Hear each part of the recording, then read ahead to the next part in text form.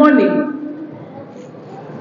I'm very honored to be here this morning, and perhaps just to give a small antidote before I read my speech.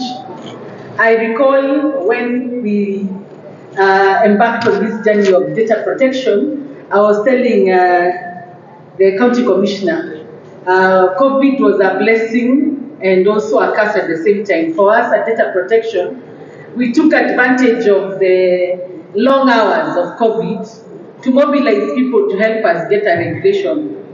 And I recall one of the things that Parliament requires is for us to have stakeholder meeting. And of course, you could not gather together because there was a ban to public meetings. So what we did was to mobilize people through webinars. Ben Roberts was one of them, and PS then, when he was at Comm'r. We mobilized people, held over 20 webinars. So you can imagine, it was the first one for us. We had to advertise also on social media with a limited budget, and then make sure people came. So after every time we asked people to log on, we'd go back to the drawing board, you know what we call the back end, and check who had logged on. Those who were on the invitation list and had not logged on would ask, for good purpose, Ben in this case, please call them, tell them to log on now. And so they would log on, would call one by one until we had 60 or more. So after they had finished, we asked ourselves, so how will we translate? Because we tell people we are recording these meetings. How will we translate this so that Parliament can believe they are stakeholder in government? So we spoke to the ministry. They helped us get transcribers through Kassait, the program that was ongoing. So they transcribed, imagine, 20, you could say over 20 hours of stakeholder consultation. And every session would take between 1 hour to 2.5 hours. Transcribing that to actual Hansard, so that you then attach that as evidence for members of Parliament. So the day we went for a pre-publication meeting with our committee, they asked us, I think they thought they had nailed it. Prove to us, stakeholder. So of course we tell people, please put on your camera so that we can take a photo as evidence. And if you're not comfortable, please don't put on your camera. This is for purposes of showing that stakeholder meeting took place. And some people would turn on their camera. Some of them, of course, they were blanks. And now this is the evidence we are attaching to Parliament. So one MP asked, excuse me, point of order. So do these people want us to believe there was stakeholders consultation and all I see is photos? Photos of people, webinar number what? How can we believe this actually happened? Luckily, we had a backup. We told them, honorable members, if you look in your file on page this, you'll find a transcription of all the meetings and all the signatures have been collected. And now that is how we rested our case, and that is how our regulation passed. Of course, for us, the lesson taken away from that, you always have to look at situations as half full, a glass as half full or half empty. We decided to look at, of COVID, the period between when the office was established in November to the following July as half empty, half full, so that we could get the stakeholders consultation. It was a lesson learned, and somehow, within a year, we were able to get our regulations. We are very happy with the support we got from KEPSA, Ben and private sector, because they were able to really engage in terms of the concerns that we have. That is the end of my antidote. Now I can go to the written speech. Good morning once again. It is an honor to have the esteemed presence of our Principal Secretary at the launch of the second regional office of the Office of the Data Protection Commissioner. I am grateful to you, to all the dignitaries, esteemed guests and partners who have graced this occasion with their presence and the support this office has received since operationalization in 2020. Ladies and gentlemen, the Office of the Data Protection Commissioner came into operation in November 2020 upon the swearing in of the Data Commissioner, and in January 2021, we were able to launch a 3-year strategic plan, 2023-2025. The three key pillars are institutional capacity building, regulatory services, and awareness creation. And I just want to assure all of us, we will be back here to consult you on our next set of strategic plan in the coming month, because we are now moving to the 5-year strategic plan which starts next year. Today, we are here to witness part of the implementation of the key strategic objective and enhance service delivery by the bringing our services closer to the citizen and in line with the government better mandate.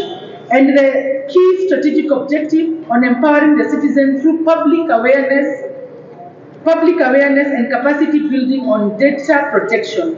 Over the last 2 years, the Office of the Data Commissioner and the team have been in Nakuru on a public awareness initiative in line with this objective. And I would like to take this opportunity to invite and encourage the residents of Nakuru County and the surrounding environment to visit our office to learn more about our services. Ladies and gentlemen, today we live in the information age where technology innovation have created new boundaryless world and a virtual world which contains a data ecosystem with information on every aspect of our lives. The growth and collection of personal data poses a continuous challenge to the device new data management and processing capabilities to keep pace with the ever-increasing data resources and technological advancement. And if I might pause, you'll be surprised that today the conversation around the world is actually neural data. It's moved away from photography. People are beginning to say there are people who own your thoughts because you continue to share with them your information about your patterns. So the world is moving pretty fast, and it's important that we continuously put in place framework to protect our data. Ladies and gentlemen, the protection of an individual privacy in relation to processing of personal data is a fundamental right. Whereas data protection is still a novel conversation in the African context, the objective of data protection framework is to give citizens more control over their personal data and increase accountability of institutions that hold personal data. In Kenya, the Data Protection Act 2019 was enacted, and the objective and purpose of the Act is to regulate processing of personal data and protect the privacy of individuals. Ladies and gentlemen, the Kenya Digital Transformation Agenda recognizes data as a key enabler of the digital trade to spur our economic growth and an enabling data protection framework inspiring confidence and trust for businesses to thrive. By bringing the Office of the Data Protection Commissioner closer to the people, we aim to create more solid partnerships and foster a culture of data protection, enhance inclusivity and acceptability of data protection service to the public. I am happy to note that we as a country, and especially the industry, have begun to appreciate and have discussions around personal data privacy and what that would mean for the reputation of an institution. On the other hand, we have also witnessed an increase in citizenry awareness on data privacy, and Kenyans are now taking more control over their personal data. However, we recognize that more will still needs to be done, and our honorable PS, I want to assure you that the office has planned various public awareness initiatives targeting the citizen at the grassroots level. Ladies and gentlemen, as we officially launch this regional office, I am happy to report that the office has since established its presence in Huduma centers in Nyeri, Garissa, Eldoret, and is working on establishing offices across 10 additional regions across the country. This is a testimony of our commitment to regulating the processing of personal data and protecting the privacy rights of our citizens. The Nakuru office will serve as a central hub for the data protection services in this region. And I think our regional head is here. I don't know where he's standing. Oh, he's right there. We'll meet him later. He's the Principal Data Protection Officer for Nakuru. Our dedicated team is well prepared to hold meetings with our diverse stakeholders, conduct workshops, training program and awareness campaign to empower the citizen with the knowledge about their privacy rights and the importance of their responsible data handling. In conclusion, I would also like to express my sincere appreciation to the Ministry of Information and Communication and Digital Economy, who is our line ministry, Ministry of Housing and Urban Development, the National Treasury, Ministry of Interior and National Administration, all state departments and agencies, all that have worked with us in operationalizing this office.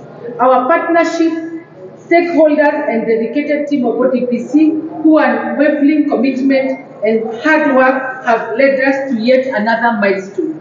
I'm excited to welcome you all to the official launch of this office. Let us work together to build a strong data protection ecosystem, foster trust, innovation, and responsible data practice. Thank you all for being part of this significant event. Asanteni sana. Wow.